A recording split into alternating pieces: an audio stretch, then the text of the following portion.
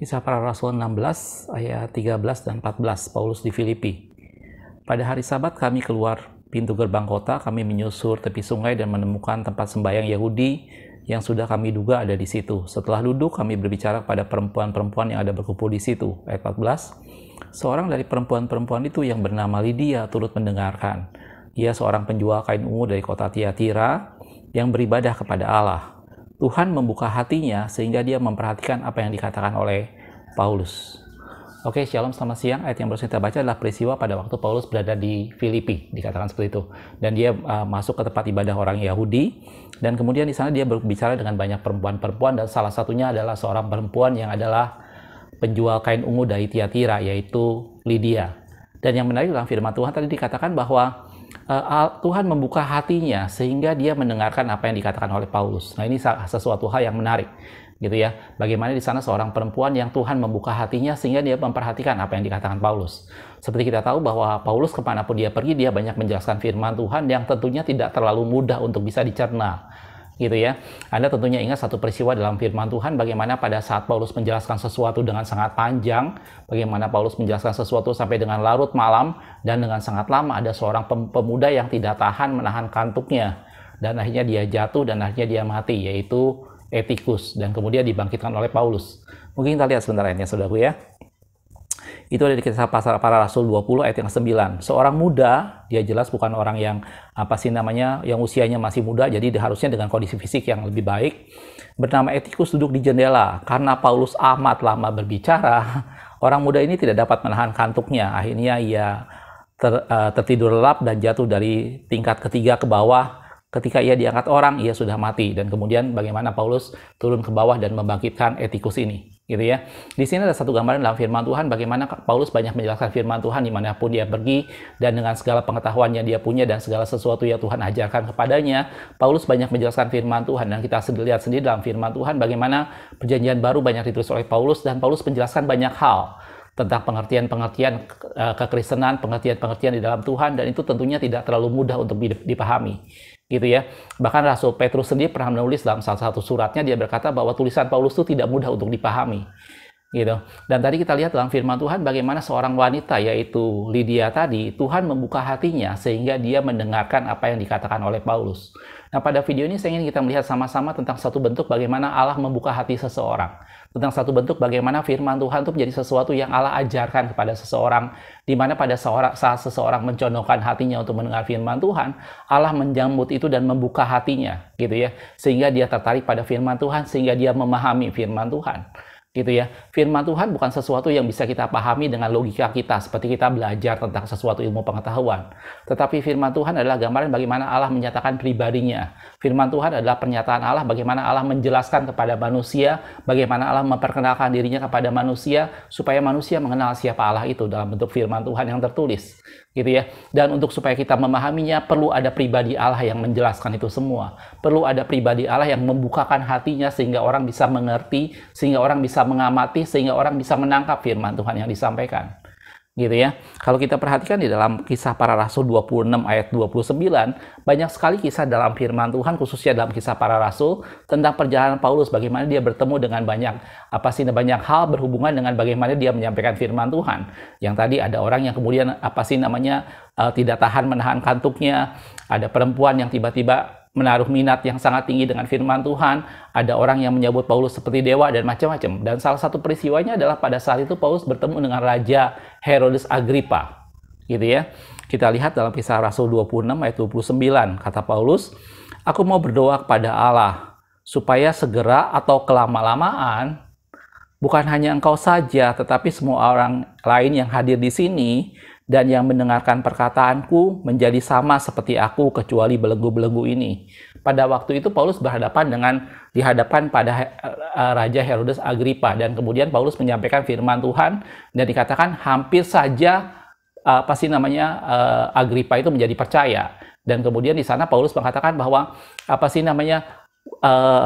aku berharap, aku berdoa kepada Tuhan supaya segera, atau kalau nggak segera pun tidak apa-apa, lama-kelamaan orang akan mengerti dan memahami firman Tuhan. Dan dikatakan orang yang hadir akan mendengarkan perkataanku dan menjadi sama seperti aku.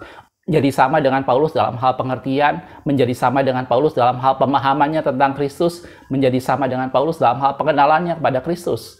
Kecuali belenggu-belenggu ini. Jadi Paulus berdoa supaya orang itu mengenal Kristus tetapi tidak mengalami kesulitan yang Paulus alami. Maksudnya begitu. Gitu ya. Dan ini semua menjadi satu gambaran bagaimana itulah kebenaran firman Tuhan. Itu menjadi sesuatu di mana seseorang membagikan sesuatu dan itu semata-mata tentang Allah. Itu semata-mata tentang pribadi Allah dan harus ada pribadi Allah yang menjelaskan itu semua, gitu ya. Ada satu kebenaran yang ingin saya jelaskan di sini tentang dalam kekristenan ada dua hal yang tidak boleh lepas antara pribadi kita dengan campur tangan Allah, gitu ya. Saya kasih contoh yang sederhana misalnya ya. Ada yang menjadi bagian kita dan ada yang menjadi bagian Allah. Pada saat kita mencari Tuhan, maka Tuhan menghampiri kita, gitu ya. Tuhan tidak bisa menghampiri kita kalau kita menjauh dari Tuhan, gitu ya. Dan kalau kita menghampiri Tuhan, bukan berarti Tuhan diam saja dan membiarkan kita mengusahakan diri kita sendiri supaya kita menjumpai Tuhan. Tetapi kalau kita melakukan sesuatu menghampiri Tuhan, maka Allah akan balik menghampiri kita juga, gitu ya. Begitu juga dengan firman Tuhan. Pada saat kita mencondongkan hati untuk mengerti dan memahami firman Tuhan dan mengenal Allah melalui firman Tuhan, maka Allah melakukan bagiannya dengan cara membuka hati dan sehingga kita semakin mengerti firman Tuhan. Gitu ya. Ini menjadi sesuatu hal di mana kerjasama antara kita dengan Allah, bahwa bagian kita adalah kita mencondongkan hati, bagian kita adalah kita mencari kebenaran firman Tuhan, dan kita ingin mengenal Allah melalui kebenaran firman Tuhan. Dan tadi seperti Lydia tadi dikatakan bahwa Allah membuka hatinya sehingga dia mendengarkan apa yang dikatakan Paulus, gitu ya. Dan Paulus berdoa di depan Raja Agripa supaya segera, atau kalau tidak kelama-lamaan juga tidak masalah, setiap orang yang mendengarkan aku akan menjadi sama seperti aku, kata Paulus seperti itu. Gitu ya. Dan Paulus menulis dalam satu ayat di Efesus pasal yang ketiga, ayat yang keempat dikatakan, apabila kamu membacanya, di sini Paulus menjelaskan bahwa tulisan-tulisannya semua menggambarkan seberapa jauh dia memahami tentang Kristus. Dan dalam Efesus dikatakan, apabila kamu membacanya, kamu dapat mengetahui daripadanya pengertianku akan rahasia Kristus. Gitu ya. Jadi Paulus mencoba mengkomunikasikan semua yang dia tahu, Paulus mencoba menyampaikan semua yang dia mengerti, semua yang Allah ajarkan pada dirinya tentang siapa itu Kristus, gitu ya. Dan itu semua menjadi sesuatu di mana bukan hanya sekedar Paulus menjelaskan dengan kemampuan manusia, bukan sekedar Paulus menjelaskan dengan segala hikmat yang ada padanya, bukan sekedar Paulus menyampaikan dengan kata-kata yang meyakinkan, tetapi semuanya Allah meneguhkan dengan cara Allah membuka hati orang yang mendengarnya, dengan cara Allah membuat orang mengerti apa yang disampaikan oleh Paulus. Bukan sesuatu hal yang mudah, bukan sesuatu hal yang dengan gampang dicerna, tetapi itu semua Allah meneguhkan setiap perkataan yang Paulus sampaikan, gitu ya. Nah, dari sini kita bisa melihat bahwa ada dan saya, Allah menyediakan pada kita firman Tuhan supaya kita mengenal Allah. Kita mungkin sering berkata bahwa kita mau semakin mengenal Allah, dan pengenalan pada Tuhan itu salah satu caranya melalui firman Tuhan. Firman Tuhan itu adalah sarana di mana Allah memperkenalkan dirinya kepada kita semua, gitu ya. Melalui firman Tuhanlah kita bisa mengenal Allah. Dan ingat saudaraku, pada saat hati kita mencondongkan diri kepada firman Tuhan, maka bagian Allah dia akan meneguhkan firman Tuhan itu, dia akan menjelaskannya, dan dia akan membuka hati kita supaya kita mengerti firman Tuhan, gitu ya. Dalam 1 Yohanes 5 ayat 20 dikatakan seperti ini, akan tetapi kita tahu bahwa anak Allah telah datang dan telah mengaruniakan pengertian kepada kita. Dia mengaruniakan kepada kita pengertian, gitu ya, supaya kita mengenal yang benar. Pengenalan kita kepada Tuhan itu bukan semata-mata usaha kita. Pengenalan kita kepada Tuhan bukan semata-mata kemampuan kita menganalisa, berpikir, atau memahami firman Tuhan, tetapi karena Allah memberikan pengertian yang benar, gitu ya. Dan kita ada di dalam yang benar, di dalam anaknya Yesus Kristus. Dia adalah Allah yang kekal, Allah yang benar, dan hidup yang kekal.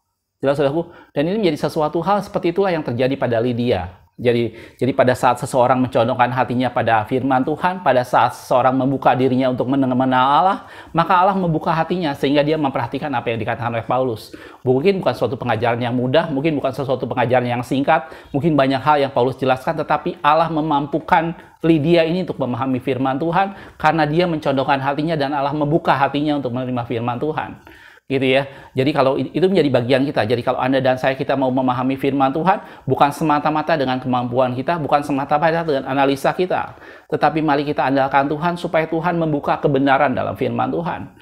Salah satu peristiwa yang saya suka pada kebangkitan Kristus, selain dia mengirimkan menjadikan kedatangan Roh Kudus dalam firman Tuhan, pada saat murid-muridnya bertemu dengan Yesus pada saat setelah Yesus bangkit, dalam firman Tuhan dikatakan dia membuka pikiran mereka sehingga mereka mengerti arti kitab suci, dan itu menjadi sesuatu hal yang luar biasa.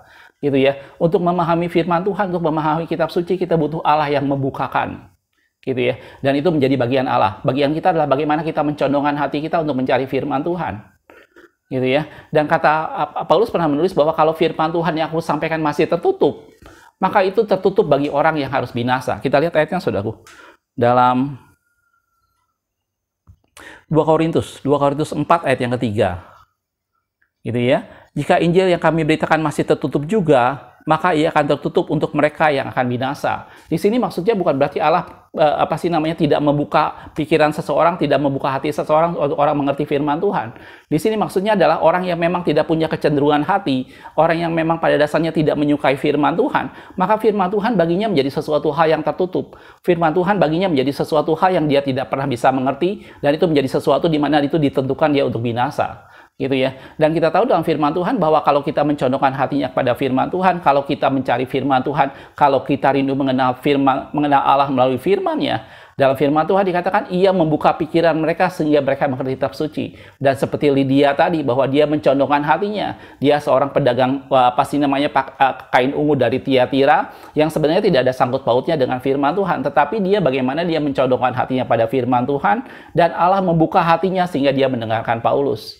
Kalau Anda lanjutkan cerita yang tadi, kemudian tidak lama setelah itu Lydia meminta kepada Paulus dan Silas untuk menginap di rumah dia, gitu ya. Dan kemudian ada ahli tenung yang kemudian diusir oleh Paulus, dan kemudian pengusaha-pengusaha orang-orang pembesar yang melakukan bisnis itu kemudian mengajukan tuntutan, dan Paulus dan Silas ditangkap. Dan kita tahu ceritanya bagaimana waktu di penjara Paulus akhirnya dan Silas menaikkan puji-pujian dan doa, dan rantai-rantai penjara itu runtuh, gitu ya. Tetapi setelah keluar dari sana, Paulus dan Silas kembali lagi ke rumah Lydia tadi, gitu ya. Dan ini menggambarkan menjadi seseorang di mana di sana orang itu sangat tertarik mendengar firman Tuhan. Lydia satu pribadi yang sangat tertarik untuk mendengarkan apa yang Paulus katakan, dan dikatakan Allah membuka hati Lydia sehingga dia memperhatikan apa yang Paulus katakan. Gitu ya. Allah tidak akan membiarkan kita tetap tertutup dengan firman Tuhan apabila kita mencondongkan hati pada firman Tuhan. Tetapi kalau kita mengarahkan hati untuk mencari firman Tuhan, kita mengarahkan hati untuk mengetahui kebenaran firman Tuhan, kita berdoa supaya Roh Kudus membukakan semuanya, dan kita rindu mengenal Allah melalui firman Tuhan, maka bagian Allah dia akan menjelaskan semuanya. Maka bagian Allah dia akan membuka segala sesuatunya sehingga kita mengerti arti kitab suci. Jelas aku, mudah-mudahan dari ini semua melalui firman Tuhan kita boleh semakin mengenal Tuhan. Melalui firman Tuhan kita bisa tahu siapa Allah itu. Dan Paulus berkata, melalui tulisan-tulisanku kamu bisa mengetahui pengertianku tentang rahasia Kristus. Gitu ya. Dan Kristuslah yang memberi pada kita pengertian supaya kita bisa mengenal Dia dengan benar. Jelas aku. Nah, dari ini semua mari kita sama-sama minta kepada Tuhan supaya berikan kerinduan akan firman Tuhan. Meminta kepada Tuhan supaya berikan kehausan untuk mencari firman Tuhan. Yeremia katakan bahwa kalau aku menemukan firman-Mu itu menjadi kesukaan bagiku dan menjadi kegirangan hatiku, karena namaku diserukan atasmu, dan firman-Mu itu menjadi kesukaan bagiku dan menjadi kegirangan hatiku, kata Yeremia. Gitu ya. Dan mari condongkan hati kita pada firman Tuhan, berdoa supaya kita boleh mengenal Tuhan melalui firman Tuhan. Tidak ada pengenalan kepada Tuhan tanpa firman Tuhan. Dan firman Tuhan tidak bisa sekedar kita analisa dengan kemampuan kita sendiri. Kita harus minta Allah membukakan semua, kita harus minta Allah mengajarkan semuanya. Dan Allah berjanji bahwa Dia membuka pikiran mereka sehingga mereka mengerti kitab suci. Jelas saudaraku, jadilah seperti Lydia yang mencondongkan hatinya untuk mencari firman Tuhan, dan Allah membuka hatinya dan memperhatikan semua yang Paulus katakan. Makasih sudah menonton, kita ketemu di video berikutnya. Tuhan Yesus memberkati.